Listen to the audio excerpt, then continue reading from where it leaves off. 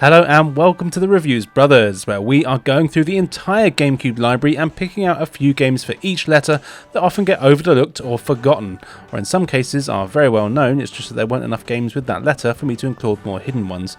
Anyway, this time round we're looking at letters J through L. So how about I shut the hell up, you press that subscribe button and we take a look at some games. Oh, and by the way, I'm really trying to get to the 10k subscriber mark this year, so if you do like my nonsense, I really would appreciate the sub. Anyway, on with the games. Let's start with Bond, James Bond. This is James Bond 007 Nightfire. This generation of consoles was actually great for Bond games, and you couldn't really go wrong with any of the 4 released on the console. In this one, you'll never believe it, but there are evil foreign people being bastards and mucking around with nukes. So James Bond, has to travel the world meeting sexy women and completing missions in order to stop them. It's nothing groundbreaking, but it's fun. You get 12 missions here that take place all over the world, from streets of Paris to small towns and bases in Japan. Each of the missions gives you a number of objectives to complete, and these range from breaking and entering, stealing plans or items, destroying things, killing people, hacking into other things, and generally doing spy action stuff. But it's all done very well. The majority of the game is a first-person shooter, and you'll explore some quite large levels that are filled with enemies and traps. Surprisingly, the enemies here are actually pretty damn tough. They can take quite a few shots to put down, and will actually do a fair bit of damage to you. You can't take too many shots before you snuff it though. They aren't particularly smart though, thankfully, and most will just move positions every few seconds, but that's okay. You get a decent selection of weapons and gadgets to use in the game. There's a number of pistols, machine guns, shotguns, rockets, grenades, laser weapons and more. They're all fun to use and most have secondary functions. This is often adding a silencer, which comes in very handy in the stealth missions, and this is needed quite a lot in a lot of the time. And also, you can get through large chunks of levels without being spotted if you play well enough, even if you don't actually need to. You also get gadgets to help you out, like things that let you hack into the computers, or a laser watch that can be used on padlocks or to crack safes, that sort of thing. They're fun to use, and although I did find it was a bit slow to switch between the weapons and gadgets, and I was often left wide open being shot in the face while I slowly put away my watch and reached for my gun. And also, some of the reload animations do seem to take forever as well. I mean, they look good, but they're just very slow. Oh well, minor gripes really. There's also a decent variety in other mission types though. You've got driving levels, which are really fun, and you get a few different vehicles throughout the game to drive around, either to escape enemies or using the car's weapons to take them out. And there's a few on-rail levels as well, where you're manning a gun and have to take everyone down. It's all done well and does a great job of mixing things up, and more importantly, making you feel like Bond, James Bond. Something I really like are the 007 moments. Hidden in the levels there are objects or scenarios that you can interact with to activate these Bond moments. This might be finding a rope that lets you drop on the enemies, or shooting a barrel or something that causes something dramatic to happen like a huge explosion. There's usually 3 or 4 on each mission, but some have a load more, and it's fun to try and find them all. At the end of the level you're told how many there were, and you can replay missions as often as you like to get them all. And it is worth doing this, as the game has a fun multiplayer mode which is also really fun, and completing all the missions and getting all the things in the level will unlock more characters, levels and other stuff to play around with. Overall, this is just a solid package, much like Toby Von Doom, and is well worth checking out.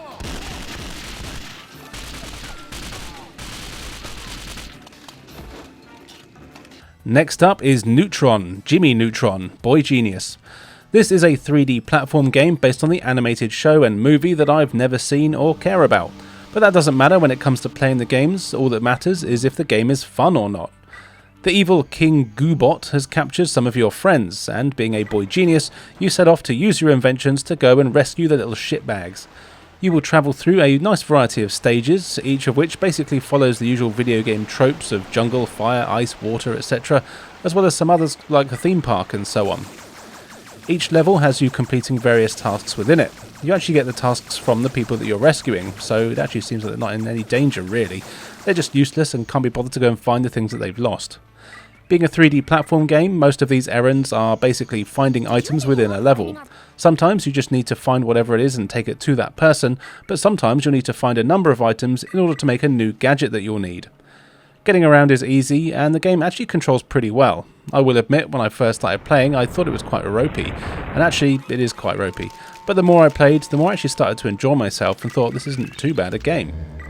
Jimmy can run and jump, and there's a fair amount of platforming to be done here. You'll find atom things in every level that you can collect, though I never really saw any point in doing these other than being there to collect.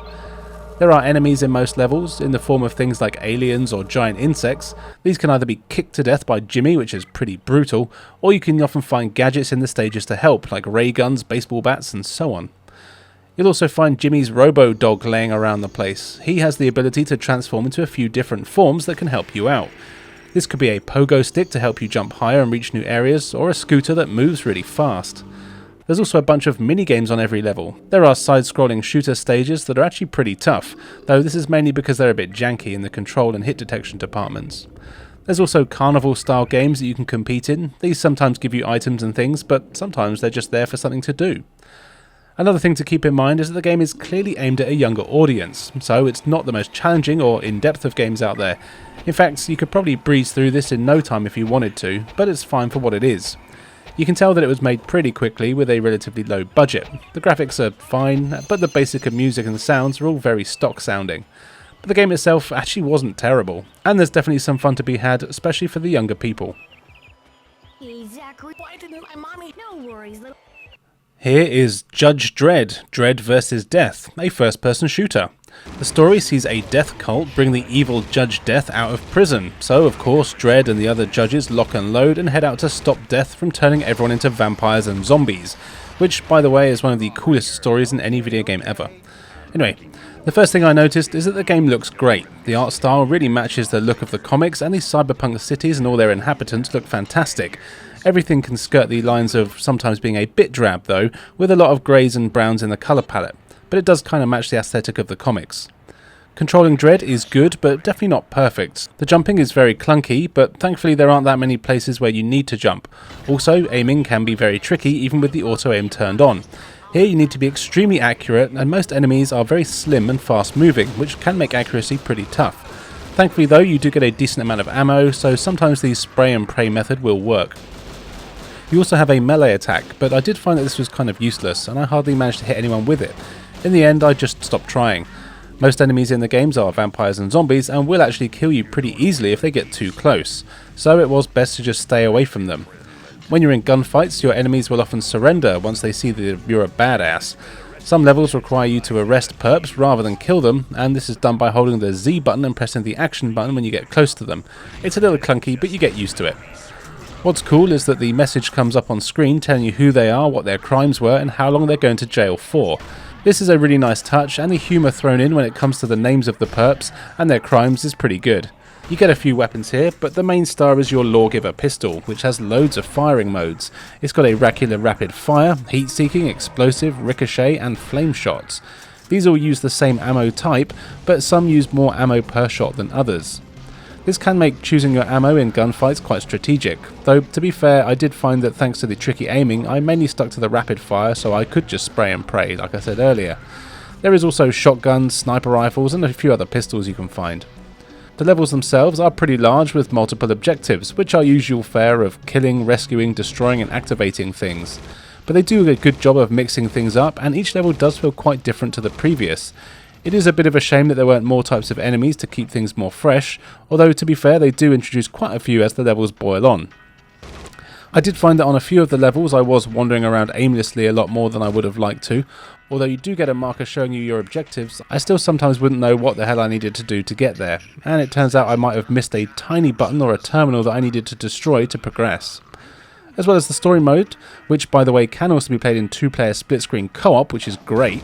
You also have an arcade mode where you're given a series of challenges to complete, usually within a time limit or with only one life. These are things like arresting a certain amount of perps or killing a certain number of zombies. This mode is pretty fun and you'll use it to unlock more characters to use in the multiplayer. Unfortunately I didn't get to try this out, but I do have a feeling that with the tricky aiming and limited weapons that it may not be the best one out there. But as for the single player, I really would recommend getting a hold of it if you can. It is a little rough around the edges, but I had a really good time playing through it. I'm going to assume that the PC version is probably the best one out there, as the mouse and keyboard would make a huge difference. But playing on the GameCube was still a very good experience, and it's a shame that no one talks about it. I would have loved to have seen a sequel.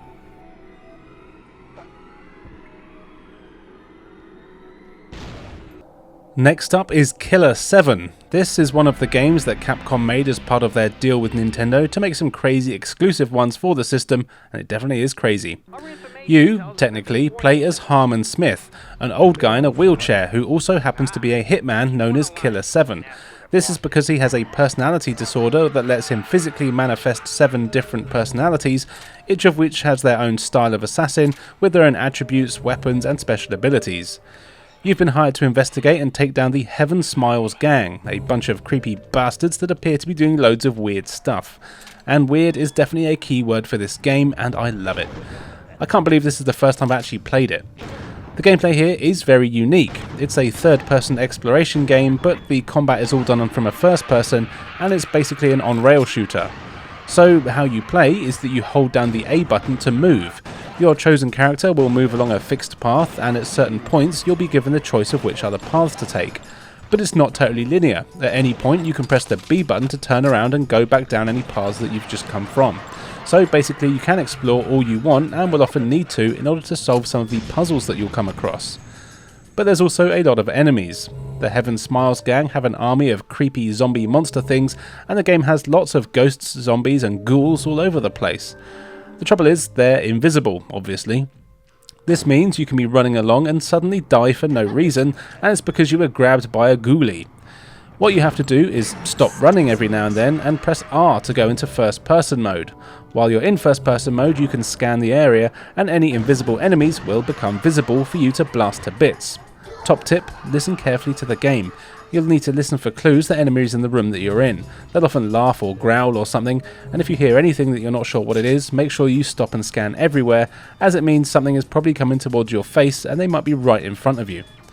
The combat is pretty simple, but not actually quite easy. You can't move while you're in shoot mode, only aim. You have unlimited ammo, and each character's weapon have different ranges, power, zoom and so on. Enemies can be blown to bits, but what you really want to do is aim for their yellow dotted area. This is their weak spot and will cause the bad guys to explode in a torrent of blood. And you do want the enemies to bleed here, as their blood is what replenishes your health, so it's in your best interest to be as violent with your kills as you can. I mentioned earlier that the game has a few puzzles, and it's true. These really remind me of Resident Evil style puzzles, as you'll be finding items and clues that you'll need to then backtrack to older rooms to put in the correct place or rearrange the order of certain things and that kind of thing. Some can be a bit of a pain, and this is not just your average rail shooter. You can also change characters quite a lot in the levels in the various save rooms that you come across. If one of the personalities is killed though, they're gone, so basically you have 7 lives. Graphically the game is stunning. It has an awesome cel-shaded art style, it's a Suda31 game, and the art style really makes the game stand out. It's stylish and creepy, and it is surprisingly violent, with plenty of adult words and things in here as well. I can see why a game like this would be overlooked at the time, as it is just so unlike anything else out there. It is totally unique, but it's an absolutely fantastic game, and I would even go so far as to say this is a must-have for the system.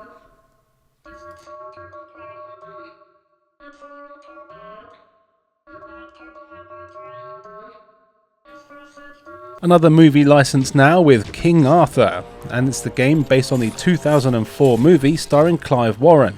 And yes, I know that's not his name, it's a reference to a podcast. Anyway, I haven't seen the movie, it looks rubbish, but I have played the game, and it's fine. The story is just that of King Arthur. You are Arthur and his mates, and this is the tale of how he became the legendary king after taking part in a number of huge battles. Simple enough.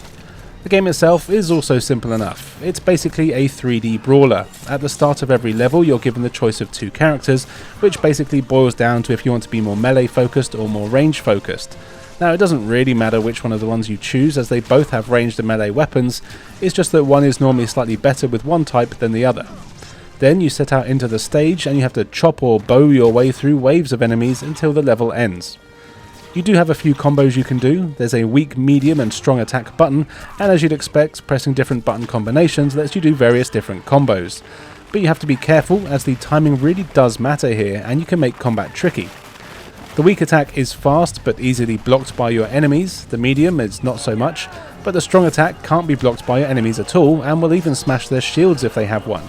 But it takes so long to actually wind up and do that the chances are that you'll be stabbed before you even swing your sword. Enemies come in a few varieties, but all boil down to the same types. There's basic grunts that aren't too much trouble, enemies with bows, enemies with shields, and then you get the more boss-like enemies that are just tougher versions of the above. Killing the enemies gets you XP, which you can spend between levels to upgrade your various stats in terms of speed, health, power, and so on, as well as buying new combos, but these are really expensive and you'll need to play the game a hell of a lot just to upgrade a few times. You'll be lucky to increase 1 or 2 stats after each level. And the levels in the game see you go through various forests, towns, castles, and so on. They aren't majorly varied, but they do make sense in terms of the story, and they actually look alright as well. Some levels even let you ride your horse, which is pretty fun, and the horses have their own attacks and be used to trample people. They aren't invincible though, and it's never fun to watch your horse die. Which I did more than I'd like to admit, as the game is really damn hard. Mainly because you get overwhelmed by enemies most of the time, and it's hard to keep track of who you're attacking and who's about to stab you in the back. You've got a parry button, but no block button, so avoiding damage does take a lot of practice, and you're often better off just trying to run away if you see enemies winding up for an attack. Though be aware, this is one of those games where you have to wait for animations to finish before you can do anything else. I have to say though, the scale of the battles is actually quite good, with some pretty large fights going on, with dozens of characters on screen, and not in a lot in the way of slowdown. Graphics wise, it's fine. I do like some of the environments, but the character models are a bit ropey, likely to help with the frame rate, so I don't mind too much. But when games of this era tried the realistic look, it did often have questionable results. So the game is quite repetitive and levels can go on for way longer than they should. This can be an issue thanks to the lack of checkpoints, so if you die you've got to start from the beginning every time. But if you do like some mindless sword swinging that can also be played in 2-player co-op with a friend, then you might enjoy this for the 5 or so hours it will take to complete.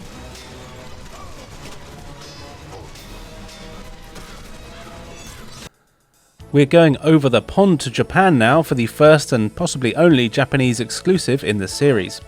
This is Kururin Squash. You are Kururin, a penguin type thing. Your family have all been kidnapped because this is a video game, so you have to go and get them back. And of course, to do this you need to get in your craft thingy, which is a long and narrow thing that constantly spins, and you need to navigate through a series of ever complex levels that have narrow corridors and enemies for you to defeat. So I'm not entirely sure what genre to class this game as. It's not a platform game, I guess it's more of a puzzle action. You could even compare it to those fairground games where you have to move a hoop over a wire without ever touching it. Either way, it's really damn fun, and I really do wish it had a worldwide release. Anyway, as you're navigating the narrow levels, you're constantly spinning. You can't stop yourself. This is where most of the challenge comes in, as you need to time your movements and route really well so you don't touch the sides. You have 3 bits of health and will lose one every time you touch something you shouldn't. You've got 2 spin speeds, a fast and slow. You go slow by default, but you can press R to speed up. You'll be doing this a lot in order to make it through the various gaps. As the game progresses, you also get more abilities, like having boxing gloves attached to the end of your ships and being able to punch to take out enemies. This is really fun, and you can also punch certain bits of the scenery in order to smash it to bits. Later, you get the ability to go underwater for a short time, and will need to use this to avoid certain obstacles and that sort of thing. You can't choose the power-ups you have, and are basically only given the ones that you need for the level that you're on. I kinda like that, it keeps things simple. There's even boss fights in the game. These are really fun, and can be surprisingly tricky thanks to the fact that you're always spinning, making it hard to dodge some of their attacks. But learning their patterns is fun, and there's always large fights to be had. You can collect coins in each level, and between stages there's a shop you can visit to buy various things. A lot of it is just cosmetic, which I actually quite like, but you also get a few upgrades for your ship, like extra health, more time underwater, and that sort of thing. Levels all have obstacles as well as enemies to look out for. There's mines, logs, rocks, and that sort of thing, as well as things like currents and gusts of air that will blow you off course or make your ship move differently. There's also springs at various points in the levels. Hitting these at the right angle will cause your ship to start spinning in the opposite direction, and it will carry on doing this until you find another spring to bounce off of. These are usually required at certain points, but be careful as some areas trick you by making you think you're going to spin the right way, but actually make you spin the wrong way. You also find switches and gears that you'll need to spin in a certain direction in order to open gates and things like that. There's actually a surprising amount in here, and the game never feels boring. It looks decent too, with some nice bright graphics that are full of colour. I really like the cartoony style and designs of the bosses, and some of the enemies are a little basic, but it's nothing offensive. Overall, this is a really fun game that I'm very happy that I've been able to try out. I had a blast with it, and I would recommend playing it any way you can.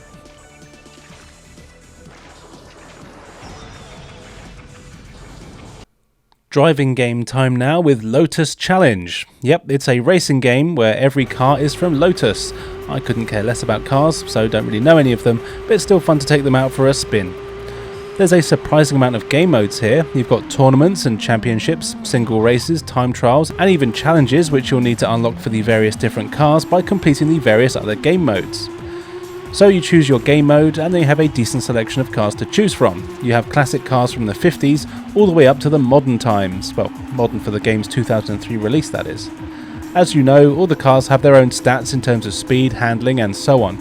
But what I like is that it's not super realistic, so you can still choose the cars from the 50s and outrun the modern cars in races, and it's really cool seeing them all on the tracks. And yes, a lot of the cars need to be unlocked, so you'll want to play through the various game modes on offer. The races themselves are fun to take part in. The tracks aren't the most exciting you'll ever race on, but there's a decent selection from across the world, and you know what, they might be based on real ones. I don't know enough about racing to tell you. They're all fairly long as well, with some having laps lasting around 3 minutes, which doesn't sound a lot, but you can feel it while you're playing. There's plenty of twists and turns, and some tracks have some really tough U-bends, so you need to be careful and actually make sure to pay attention to braking and making sure you slow right down. It's not exactly a simulation game, but does have a nice mix of feeling like an arcade racer, but with some slightly more realistic elements. Your cars also take damage, and you can crash out of a race if you're not careful. They will get bent out of shape, but don't expect any burnout style crashes here. The game encourages manual gear changes, which I quite liked, and I got used to it pretty quickly, but there is always an automatic option, and actually controlling the cars is harder than in some of the races, but it's still pretty fun to do. You will need to get the feel of the various cars on offer and their handling, with drifting being part of the gameplay, though it can be hard to do, especially on the older cars that clearly weren't designed for it. The computer opponents here put up a good challenge, and I actually always thought that they were fair as well. If I raced badly, they'd ruin me, but when I got used to the vehicles and tracks, I found that I could take them on quite easily, and more importantly, there didn't seem to be any cheap catching up or ramming into you that happened. Graphics wise, the game is fine. The car models look decent enough, but to be honest I expect more from racing games of this era, and it does look more on the cheap end. The tracks are also kind of bland with very little going on in them. But that doesn't matter too much, as the main focus here is the racing, which is actually done well. If you're a fan of racing games, then you'll likely have some fun with this one, especially with a few friends. But if you're more into kart racer style ones, then you probably won't need to check this one out. However, I thought it was good fun.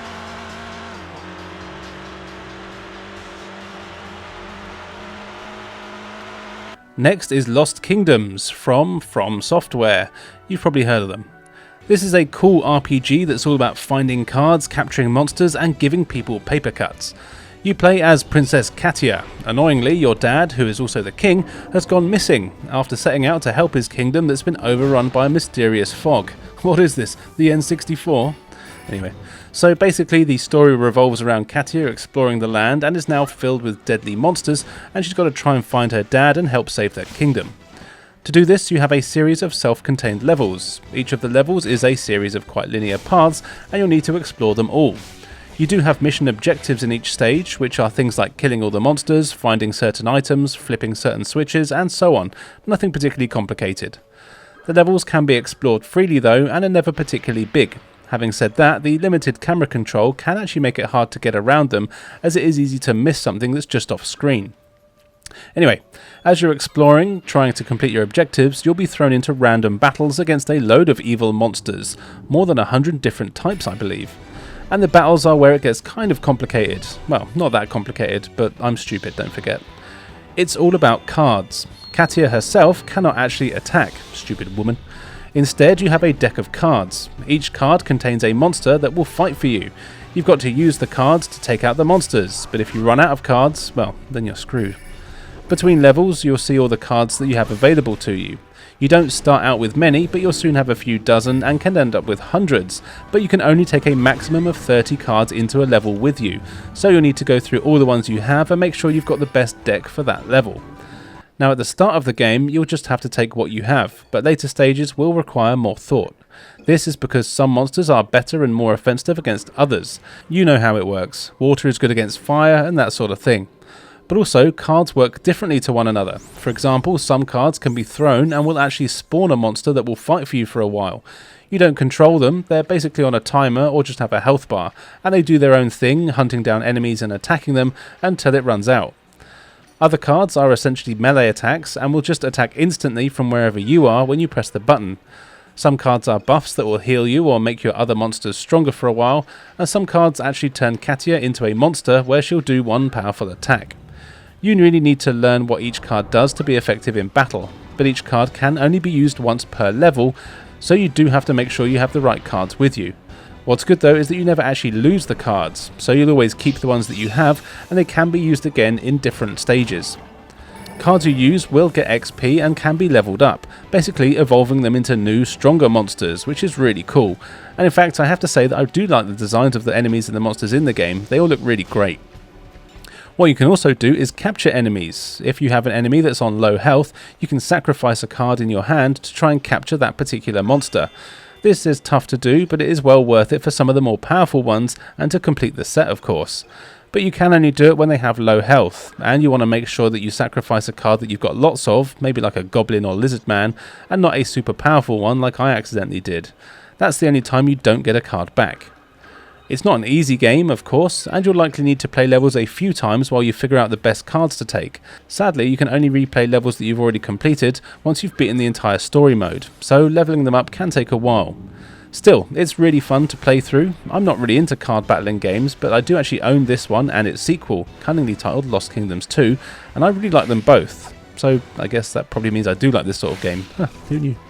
Definitely a series I would recommend playing. You might just be surprised.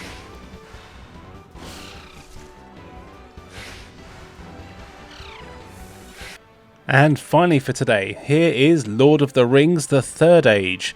This is a turn-based RPG based on the Lord of the Rings films. Kind of. It follows the adventures of some new characters taking place at the same time as the movies and actually ties in nicely with the events of the trilogy. It is worth noting though that even though the game directly references the films and even features characters, events and clips from them, it is not meant to be what the kids call canon, and it is its own thing. So if you're precious about lore and all that shite, be warned. Though I would say that fans will probably get a kick out of seeing how it's all put together. Anyway, you start out as Berathor, a warrior who's trying to track down Boromir, and you're hot on his heels when you're attacked by a ring wraith. You're about to have your ass handed to you when you're saved by an elf called Idrial. She joins you and sets out to do all sorts of Lord of the Ringsy style stuff. The story gets deeper, and it turns out the elves have been tracking you for some unknown purpose, and it all gets deeper from there. It's actually a really great story, and I really enjoyed all the cutscenes here. As the game progresses, you'll meet other characters and basically make your own mini-fellowship as you're hot on the heels of the other one. Much like Lost Kingdoms, the game here takes place on a fairly linear set of paths. You have some medium-sized areas to explore and narrow paths to run around, and you'll want to explore every inch so you can find all the chests and hidden items in them. But watch out, as there are random battles. This will see you fight all manner of orc, goblin, warg, ringwraith and other monsters from the franchise, including the Balrog of course. The battles here are really fun. Yes, it's just a case of choosing what you want to do from the menu, but there's lots of attacks, magic spells and abilities for you to use. You've got your usual RPG classes here, and you'll want to level them up accordingly, being sure to dish out the attribute points you earn and equipment to suit their fighting style. But what I really like is that as you're fighting, the more abilities you use, the more you unlock. Characters have a general attack, which is just an all-rounder, but then you also have swordcraft attacks, which are more technical sword strikes, magic attacks, and so on. Each attack type has its own menu, and using the attacks from the different menus gives that menu its own XP, and lets you unlock new attacks in that menu. Do you know what I mean? Basically, if you want to learn new magic spells, then just use more of your old magic, and if you want to use stronger sword abilities, just keep using your sword attacks and you'll eventually just learn more. It makes sense when you're playing, and it's a cool way to unlock new abilities. You're given lots of mini quests to do in each area as well. These are usually just to kill a bunch of things or to find some hidden stuff, but they give you a lot of XP, so it's really worth getting them done. At times you'll see the Eye of Sauron appear on screen. This means he can see you, and you have a higher chance of a random battle, and these battles tend to be more difficult. After a while you get a pretty large party full of elves, Gondorians, rangers, hobbits and dwarves, and you can only have 3 on screen at a time in a battle, but you can switch between them as you're fighting. So depending on the fight, you'll need to swap between characters, as you may need certain ranged attacks or spells to take down the enemies that you're fighting. Also, what's cool is that certain characters are stronger against certain enemy types. For example, the rangers, who are basically hunters, are really strong against the local wildlife, whereas knight-type characters are trained to fight orcs, so have better attacks against them. Dwarves hate goblins because they took over Moria, so their attacks are better against them. It's a nice dynamic, and it makes you consider your party pretty carefully. Couple the fun battles with some nice graphics. Even though they're trying to be realistic, it still makes it look really good, and it's just a really fun game overall. The environments look great, and you'll explore lots of locations you'll recognise from the films. The forests, mines, caves, mountains, and elven towns all look really good. I'm only about 3 or so hours into the game so far, but I really am having an absolute blast. It's over 2 discs and should take about 25 hours to get through, which is probably quicker than watching the extended edition trilogy. I highly recommend that you do try it, and I'm having a really great time with it, and it's one I intend on going back to finish.